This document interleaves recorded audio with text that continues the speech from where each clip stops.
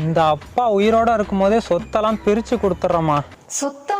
தென்னந்தோப்பு நமக்கு தான், வாழைத்தோப்பு நமக்கு தான். தென்னந்தோப்பு வாழைத்தோப்பு ரெண்டுமே அப்பா பேர்ல இருக்கட்டுமா.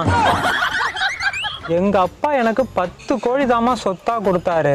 அதை வச்சுனா 10,000 கோழி உருவாக்கி 10,000 கோழி இருக்கா? 10,000 கோழி உருவாக்கலான்னு நினைச்சமா. என்னால 20 கோழி தான் உருவாக்க முடிஞ்சது. 2 பேர் ஆளுக்கு 10 பிரிச்சு எடுத்துக்கோங்க. கோழியை வாங்கிட்டு போய் நாங்க என்ன கறி கடையா வைக்க போறோம்? பாப்பா பெரியவளை சின்னவளுக்கு எடுத்து சொல்லுமா. விடுடி, அப்பா நமக்காக கண்டிப்பா ஏதாவது கொடுக்க வச்சிருப்பாரு. என் பெரியவ என்னைக்குமே புத்திசாலி தான். வயசானதும் கிழவனுக்கு புத்தி கெட்டு போச்சு.